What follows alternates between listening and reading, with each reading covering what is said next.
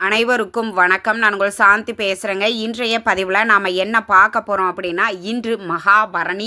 இந்த ஒரு தீபம் ஏற்றுங்கள் உங்கள் தலையெழுத்தே மாற்றும் அப்படின்னு சொல்லியிருக்கேன் இல்லைங்களா? அப்படிப்பட்ட ஒரு மகாபரணி தீபத்தை தான் நான் உங்களுக்கு ஏற்ற சொல்ல போகிறேன். இந்த தீபம் எப்படி ஏற்ற வேண்டும், எந்த நேரத்தில் ஏற்ற வேண்டும், இந்த தீபத்தை ஏற்றுவதினால் என்னென்ன நன்மைகள் நம்மளுக்கு நடக்கணும் அப்படிங்கிறத பற்றி இந்த பதிவில் நாம் தெளிவாக பார்க்க போகிறோம். வாங்க வீடியோக்குள்ளே போகலாம். பொதுவாக பார்த்தீங்கன்னா, இந்த புரட்டாசி மாத அமாவாசைக்கு முன்பாக வரக்கூடிய 14 நாட்களும் மகாலயபட்ச காலமாக பார்க்கப்படக்கூடியது. ஏன்னா, நம்மளுடைய முன்னோர்களாக இருக்கட்டும், சொந்தக்காரங்க, இப்படி நாம் வளர்த்த செல்ல பிராணிகள் எந்தெந்த திதிகளில் இறந்தது அப்படின்னு நம்மளுக்கு தெரியாது. அப்போது மகாலய அமாவாசைக்கு முன்பாக வரக்கூடிய அந்த 15 நாட்களில் வரக்கூடிய திதிகளில் ஏதோ ஒரு திதிகளில் தான் அவங்க இறந்துருப்பாங்க. அதனால் ஒவ்வொரு நாளுமே நான் ஏற்கனவே இதுக்கு ஒரு தனியாகவே ஒரு பதிவு கொடுத்துருந்தேன்.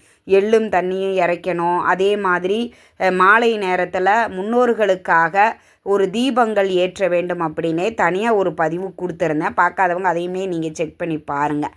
இந்த மகாலயபட்ச காலத்தில் பித்ரு உலகத்தில் இருக்கக்கூடிய நம் முன்னோர்கள் நம்மை இந்த உலகத்தில் பூலோகத்தில் நம்மை பார்க்க வருவதாக ஐதீகம். அதனால் இந்த மகாலயபட்ச காலத்தில் கண்டிப்பாக பார்த்தீங்கன்னா முன்னோர்கள் வழிபாடு அப்படிங்கிறது ரொம்ப ரொம்ப சிறப்பான பலன்களை நம்மளுக்கு கொடுக்கும். அதே மாதிரி பார்த்திங்கன்னா, இந்த மகாலயபட்சத்தில் வரக்கூடிய பரணி நட்சத்திரத்தை மகாபரணி தீபம் ஏற்றுவதற்காக நாம் மகாபரணியாக வழிபாடு செய்யக்கூடிய ஒரு நாள். இந்த நாளில் நம்ம யாரை வழிபாடு செய்யணும்? யமதர்மனை நாம் வழிபாடு செய்யணும். பேரை சொன்ன உடனே எல்லாருக்கும் உள்ளுக்குள்ளார ஒரு பயம் இருக்கும். என்னது யமதர்மராஜனா? ஐயோ அப்பா, அவரை பார்த்தாலே நடுங்குதுப்பா, அவர் பேரை கேட்டால் கூட ஏதோ பேட் வைப்ரேஷன் மாதிரி இருக்குது அப்படின்னு எல்லாருக்குள்ளேயும் ஒரு பயம் இருக்கும் இல்லைங்களா? அப்படி யமதர்மனுக்காக ஏற்றக்கூடிய தீபம் அப்படிங்கிறது யம தீபம். இதை எந்த நாளில் ஏற்ற வேண்டும் அப்படின்னா, மகாலயபட்சத்தில் வரக்கூடிய பரணி நட்சத்திரத்தில் யமதர்மராஜனுக்காக ஏற்றக்கூடிய தீபம் இது யம தீபம் அப்படின்னு சொல்லுவாங்க. இந்த தீபம் நிறைய பேருக்கு என்னைக்கு ஏற்ற வேண்டும்? வியாழக்கிழமை ஏற்ற வேண்டுமா, வெள்ளிக்கிழமை ஏற்ற வேண்டுமா அப்படின்னு நிறைய பேருக்கு ஒரு குழப்பம் இருக்குது.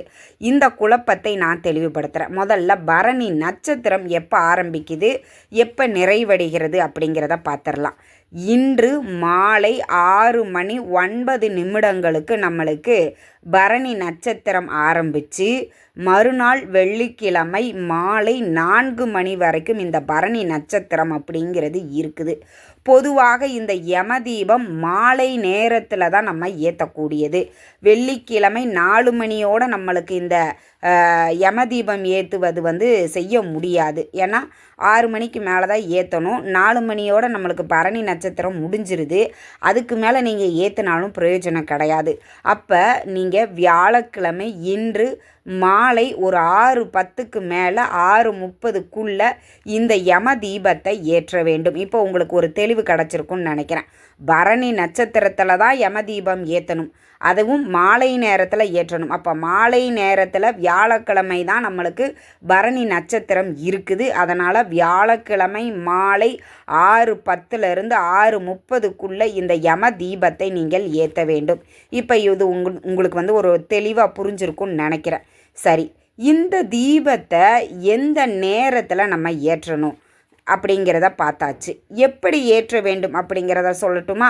நீங்கள் இந்த யம தீபத்தை உங்கள் வீட்டுக்குள்ளே ஏற்றவே கூடாது. அதை முதல்ல ஞாபகம் வச்சுக்கோங்க. உங்கள் வீட்டுக்கு வெளியில், அதாவது நிலைவாசலுக்கு வெளியில் தான் நீங்கள் ஏற்ற வேண்டும். ஒரு சிலர் என்ன நினைப்பாங்க, எங்கள் கேட்டுக்கு வெளியிலே ஏற்ற வேண்டுமா அப்படின்னலாம் யோசிப்பாங்க. அது வேண்டாம். உங்கள் வீட்டின் நிலைவாசலுக்கு வெளியில் உயரமான இடத்துல தான் இந்த யம தீபத்தை ஏற்ற வேண்டும். தரையில் அப்படியே நீங்கள் ஏற்றக்கூடாது. சின்னதாக ஒரு செங்கல் மாதிரி ஏதாவது ஒன்று வச்சுக்கோங்க. அதற்கு மேலே மண் அகல் விளக்கு வச்சுக்கோங்க. நல்லெண்ணெய் தான் ஊற்ற வேண்டும், நெய் ஊற்றக்கூடாது. நல்லெண்ணெய் ஊற்றி பஞ்சு திரி போட்டு பின்பக்கமாக இந்த தீபத்தை ஏற்ற வேண்டும். நம்ம எப்போதும் தீபம் ஏற்றும் போது முன்பக்கமாக இருந்து தீபம் ஏற்றுவோம். இது யம தீபம் அப்படிங்கிறதுனால அந்த தீபத்தை அந்த விளக்குக்கு பின்னாடி இருந்து தீபத்தை நீங்கள் ஏற்ற வேண்டும். இப்படித்தான் யம தீபம் ஏற்றணும். இதற்கு கூடிய திரிகளாக இருக்கட்டும், எண்ணெய், அந்த கல், விளக்கு எதுவுமே உங்கள் வீட்டுக்குள்ளே கொண்டு வரக்கூடாது. அதனால் அதற்கு தகுந்த மாதிரி அளவாக நீங்கள் பூஜை அறையிலேருந்து திரி, தீப்பெட்டி இதெல்லாம் எடுத்துகிட்டு போகும்போதே அளவாக எடுத்துகிட்டு போய்க்கோங்க. எண்ணெயெல்லாம் ஒரு நாங்கள் ஒரு இதுவே பாட்டிலே கொண்டு போயிட்டோம்மா, நீங்கள் வேறு ரிட்டன் வரக்கூடாது, கொண்டு வரக்கூடாதுன்னு சொல்லிட்டீங்க, அந்த எண்ணெயை அவ்வளோ எண்ணெயை நாங்கள் எப்படி கீழே போடுவது அப்படின்னு நிறைய பேருக்கு இருக்கும். நீங்கள் அளவாக அந்த விளக்குக்கு ஏற்ற மாதிரி ஒரு இதில் எண்ணெய் ஊற்றிக்கோங்க. ஒரே ஒரு திரி, ஒரு தீப்பெட்டி, ஒரு மண் அகல் விளக்கு, ஒரு சின்னதாக அங்கே உங்கள் பக்கத்தில் ஏதாவது ஒரு சின்னதாக ஒரு கல் இருந்ததுன்னா அது மேலே வச்சு நீங்கள் அந்த தீபத்தை ஏற்றிக்கோங்க. ஏற்றி முடித்து அதுவாக குளிரட்டும். நீங்கள்லாம் அந்த தீபத்தை குளிர வைக்கக்கூடாது. அந்த தீபம் அதுவாக மலையேறின பிறகு அதில் இருக்கக்கூடிய எந்த ஒரு பொருளையும் நீங்கள் திரும்ப வீட்டுக்குள்ளே எடுத்துகிட்டு வரக்கூடாது.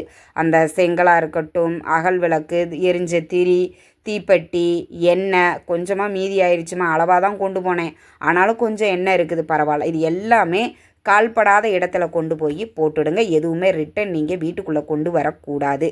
இப்படித்தான் இந்த யம தீபத்தை இன்று மாலை 6:10க்கு மேலே நீங்கள் ஏற்ற வேண்டும்.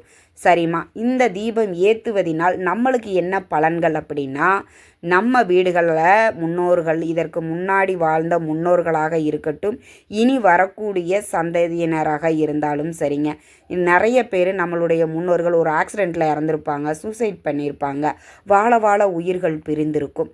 இந்த மாதிரி துர்மரணங்கள் ஏற்பட்டிருந்தாலும் இனிமேல் ஏற்படாமல் இருப்பதற்கு யமதர்மராஜனை நினைத்து என் வீட்டில் எந்த ஒரு துர்மரணங்களும் அகால மரணங்களும் நிகழக்கூடாது அப்படின்னு நினச்சிட்டு ஏற்றக்கூடிய தீபம்தான் இந்த யம தீபம்.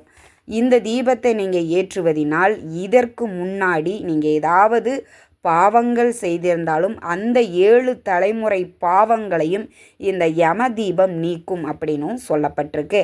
அப்படிப்பட்ட இந்த சக்தி வாய்ந்த ஒரு தீபத்தை இன்று வியாழக்கிழமை 6:10 மேலே 6:30 மணி வரைக்கும் உங்கள் வீட்டிற்கு வெளியில் இந்த யம தீபத்தை ஏற்றி நீங்கள் வழிபட்டீங்க அப்படின்னா கண்டிப்பாக நான் சொல்கிறேங்க, இந்த யம தீபம் எந்த வீட்டில் ஏற்றப்படுகிறதோ அந்த வீட்டில் அகால மரணங்களோ துர்மரணங்களோ நிகழாது.